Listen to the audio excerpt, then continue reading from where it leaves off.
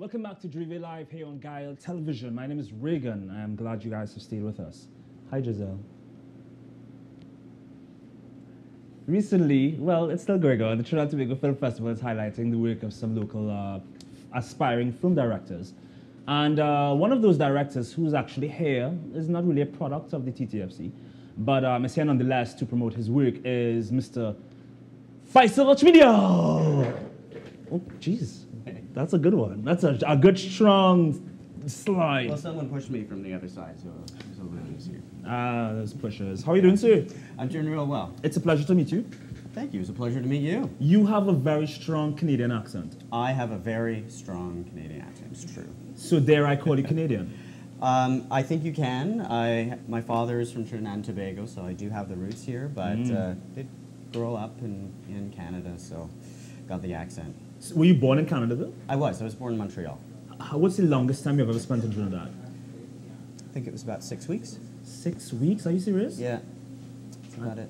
Oh, wow. Yeah, you know, it's unfortunate, but sometimes when you're born, like, part of the, you know, somewhere else in the world, you don't get the chance to come home. And I do consider this a home, but I have many homes, so. Well, I guess 6 weeks is enough. Where do you prefer, Trinidad or Canada? And think before you respond, please. I definitely prefer Trinidad, especially as it's getting towards winter, because let me tell you, Montreal, it's getting cold there right now. Are you serious? You should stay until winter ends in February, March-ish? No, February is the worst. Yeah, around March, April. You should stay until summer. I would love to. Because you know we have 2 seasons, wet and dry. Wet and dry.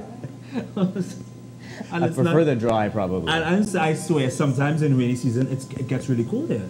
It's like, what is the cold? Where's the cold coming from? I don't know if I would consider it so cold. Well, you wouldn't, but Yeah. it's like, it's cold. You wear a sweater, and you, like inside the studio right now, it's cold. So, well, not for you. No, not at all. But it's, you know, it's... So, why are you in Trinidad? I'm in Trinidad because I was invited to the Trinidad and Tobago Film Festival to present my film, Mr. Crab. And so I came in, showed it, played a few times, and enjoyed the festival, which is amazing, by the way. If you haven't gone, you really have to. They put on a great show. Well, you have amassed some accolades during your career. You have won, and I quote, a Writers Guild of Canada Best Screenplay Award at the Festival du Nouveau Cinema. I did. That was for my first professional short film. It's Are you called, serious? Yeah, Useless Things. What got you into film?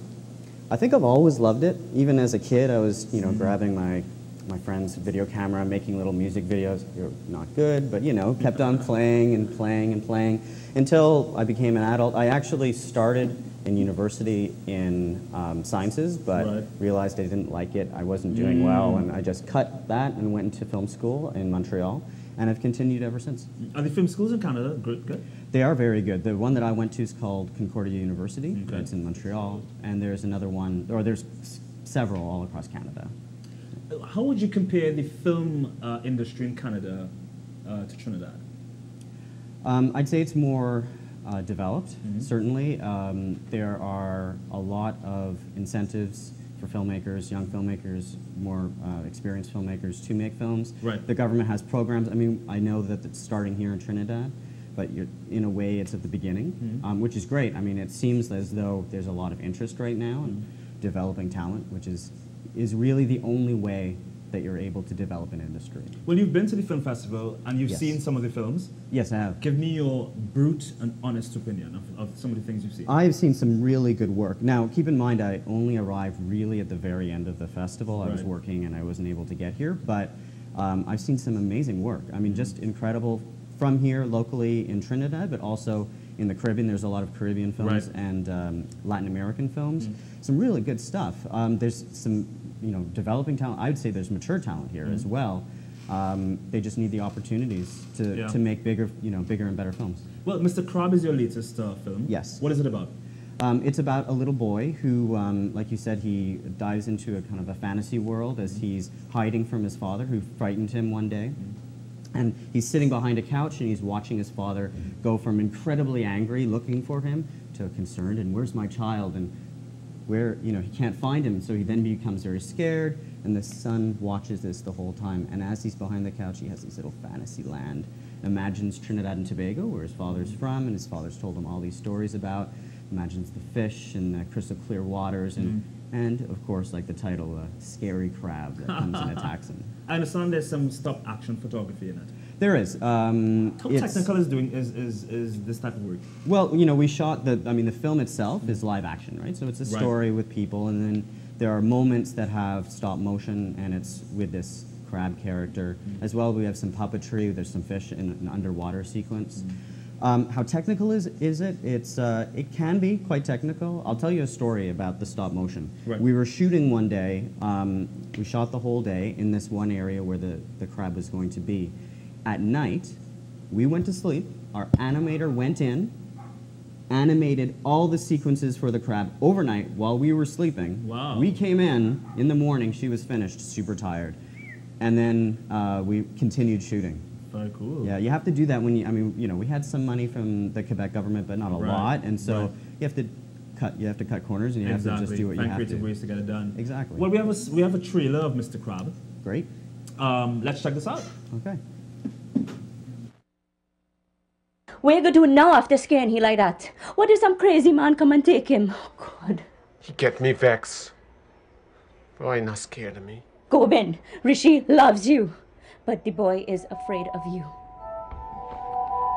Boy, when I catch you, I will cut your ass so badly. Rishi! It scares me. It's like a big spider with sharp claws. You mean Gundi? Like this? Like this? You know, boy, when I get home and your grandfather find out I skipped school, he give me some licks. My backside red for a week.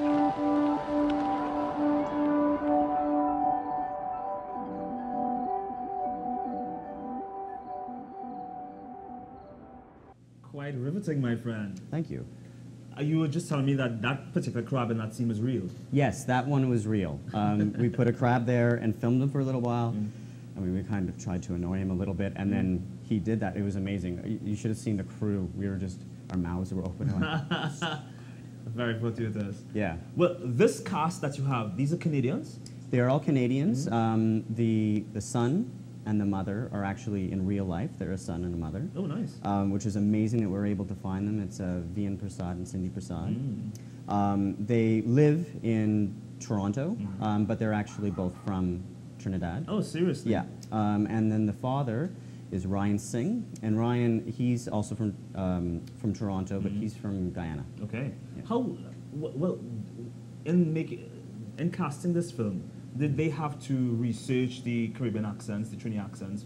Well, obviously, the two that were from here didn't. Although the boy, I don't know if you noticed, but the boy doesn't have an accent. And I asked him not to, because I wanted, this is about an immigrant story. Okay. And so the boy was born in Canada in the story. So I didn't want to have, although he was actually quite good, he could do the Trini accent.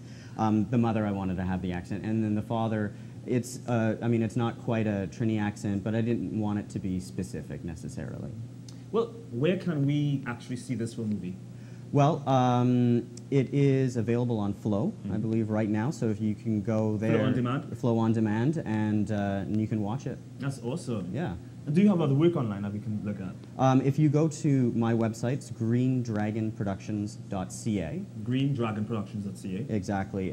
There's some of the other work. I did a feature documentary about sweatshop labor. I did that short film that I mentioned that I won the award for. That's on that site as well. And also, I'm working on a lot of different projects, including one that I want to shoot here in Trinidad. Oh, seriously? Yeah, it's a feature, so much longer than the short that you just saw. A feature film takes place 50% here in Trinidad and then in India as well. And I want to be making that, so you can follow that and see where I'm going and what I'm doing with that film. That's fantastic. I mean, congrats, my friend. Thank you very much. Thank you so much for dropping by. Oh, it's been great. We wish you the best of luck with your films.